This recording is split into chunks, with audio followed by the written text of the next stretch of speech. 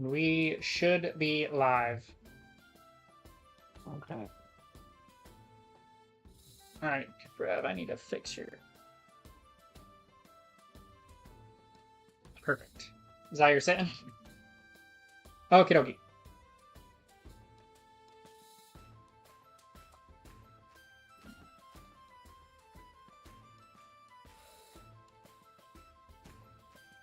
As I get everything all messed around and changed. Perfect. Okay. Hello, and welcome to this little side story that we are going to be doing.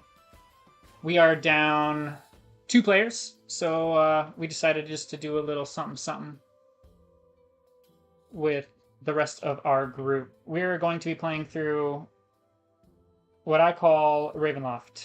It is just a little side story in conjunction and definitely related to the Fate of Two Lords, and you guys will have to figure that out, how it relates down the road. So, I would like to start off with you guys introducing your characters. To set the mood, we are all currently sitting at a tavern, just some podunk town in the middle of nowhere. We're actually on our way to another location, and we are stopping down here for the night. My computer is not doing good. Jesus Christ. Stopping down where? At this tavern that we were at. Oh. I thought you mean. No, but if you want to go to A, which is like, oh, you don't have A on your thing, so way right there. I don't know if you can see that. If you quit moving your thing for half of a second. See me? No. Okay, of course not. This little post Whatever. town over here? It doesn't matter.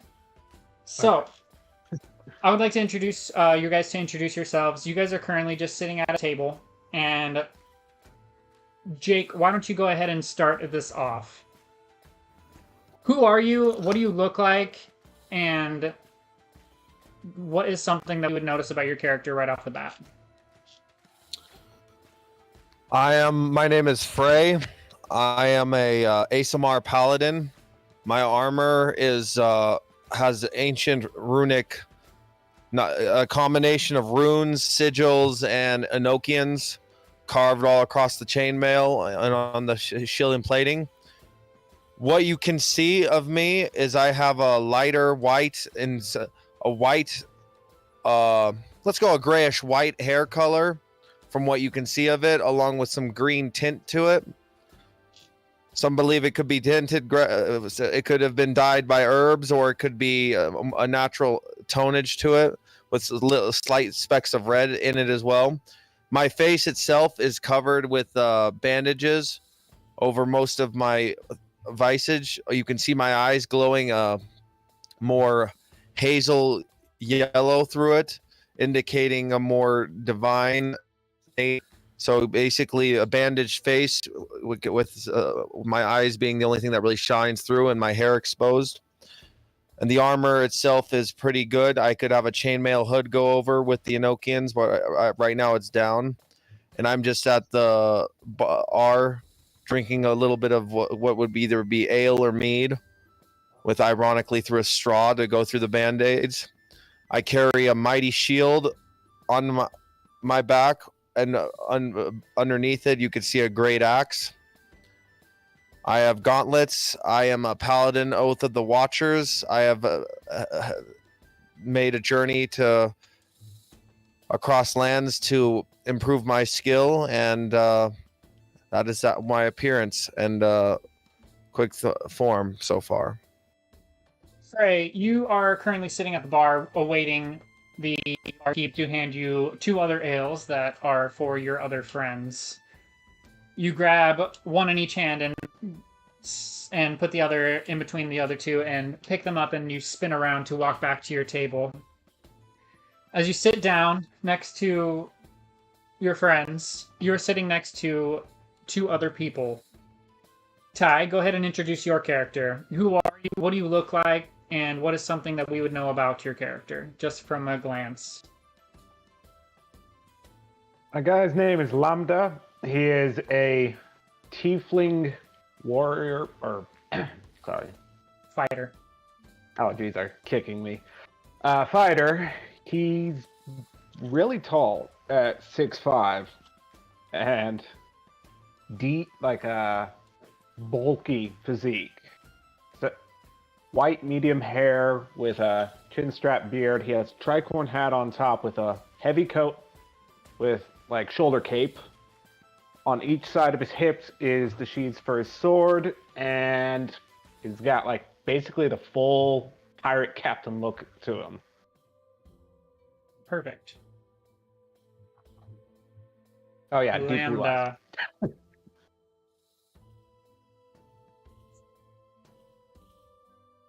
And sitting next to him across the table, Trev, go ahead and introduce your character. Who are you?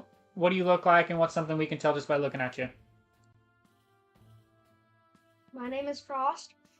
I am a white dragonborn. And I have light blue eyes. You need stuff.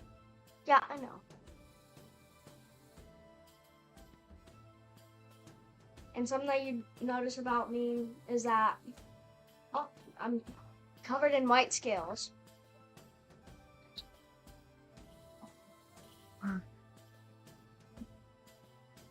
There we go.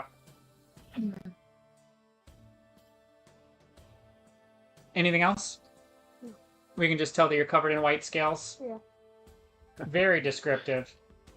Okay. One more thing, sorry, I forgot to add this. On the back of his coat is 2 pure white horns going down to like a sword thing. It's the Platinum Horns logo for his crew. Awesome.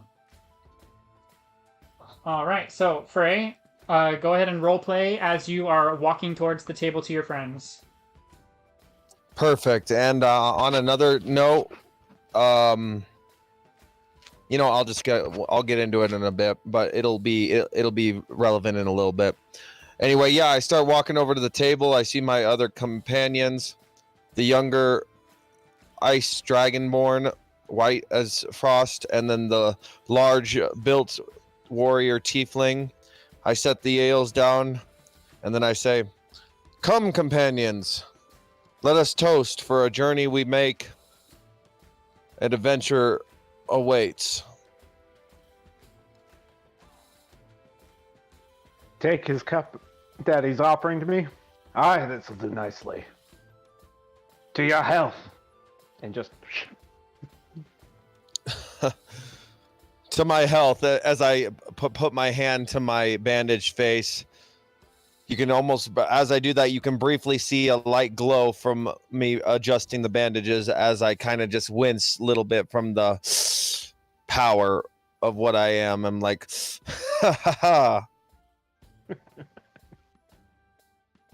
I just smirk because, you know. I grab the other cup and I say, "To life." To life. And all its bounties. And all its beauties, looking around at the beautiful bar maidens in the tavern, if there are any. There are Hopefully a few. This is you guys are in a small town. To a party of a seasoned adventurers such as yourselves, what you see is but another dull tavern in another dull town in some nameless province. It is but another span of time between the challenges of true adventuring you find yourselves in. Outside of the tavern, a fog lies over the town this evening. The damp, cobbled pavement glistens as the lights of street lanterns dance across slick stones. The fog chills the bones and shivers the soul of anyone outside. Yet inside these tavern walls, the food is hearty, and the ale is warm and frothy. A fire blazes in the hearth, and the tavern is alive with the tumbling voices of country folk.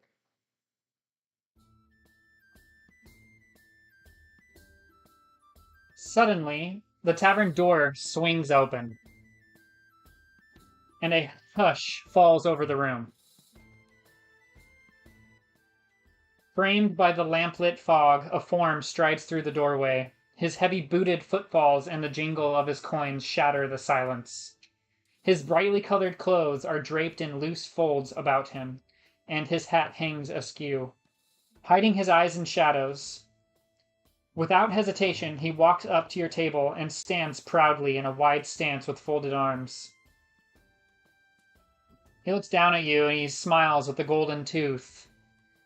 In an accented voice, he says, I've been sent to you to deliver this message. If you be creatures of honor, you will come to my master's aid at first light. It is not advisable to travel the Svalich woods at night. What say you? I say you'll be the contract holder then, eh? He smiles down at you, and he pulls from his tunic a sealed letter, addressed to all of you in beautiful flowing script. He drops the letter on the table and leans down on the wooden table. Take the west road from here, some 5 hours' march down through the Svalich woods. There you will find my master in Barovia.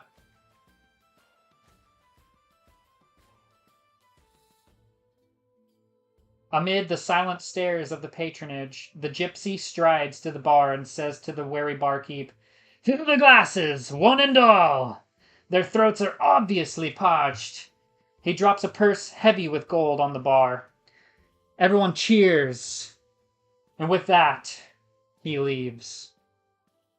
The babble of tavern voices resumes, although somewhat subdued. The letter is lying before you. The seal is in the shape of a crest you don't recognize. I pick it up and inspect the crest before opening it. You see a crest of a raven. In the backdrop of this raven with its wings spread out is a castle in the background. It's a crest you've never seen before. That's an ornate seal. Proceed to just pop it open so I could read what the contract is. You read the letter? Yeah. Alright, I'll read it to you. Hail to thee of might and valor. I, a lowly servant of Barovia, send honor to thee. We plead for thy so desperately needed assistance. The love of my life, Irina Kolyana, has been afflicted by an evil so deadly that even the good people of our village cannot protect her. She languishes from her wound, and I would have her saved from this menace. There is much wealth in this community. I offer all that might be had to thee and thy fellows, if thou shalt but answer my desperate plea. Come quickly, for her time is at hand. All that I have shall be thine. It is signed by Kolyan Indirovich, Burgomaster. Seems right up our alley, especially you, and nod towards... What's Jake's guy's name again? Frey. Frey. A nod towards Frey. Might be able to help her. And I could provide backup in case something's trying to ill us while we're helping these fine folk out. I think I can agree to that. What say you, Frosttrain? Yeah, sure. We can go check this out. As we're going Kinda to cut out there. cut... Yeah, he is literally not even in this at all. It's kind of irritating me. Alright, as we cut, fast forward about a day, you guys rested all in the tavern and left at first light.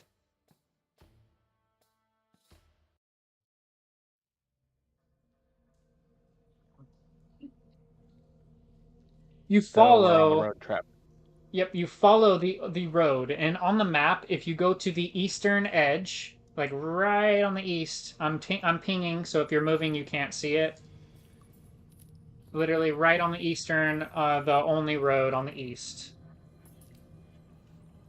As you guys walk, black pools of water stand like dark mirrors in and around the muddy roadway. Giant trees loom on both sides of the road, their branches clawing at the mist. After about 5 hours, you guys begin to see a giant shadow in the fog ahead of you. There's something in the distance. We best be on our guard. Prepare yourselves. Air has grown cold, and you get a very strange sense that someone is watching you. Your gaze cannot be taken off of this giant shape in the fog before you that towers over the trees.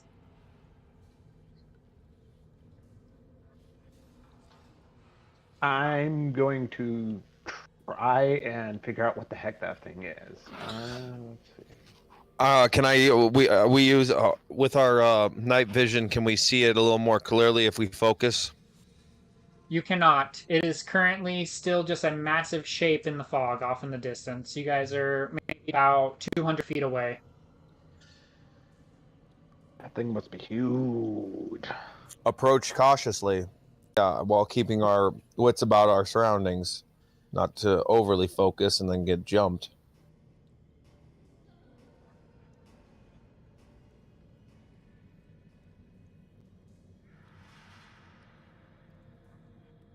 So what happens as we cautiously approach this giant hulking mass 200 feet away? The fog spills out of the forest to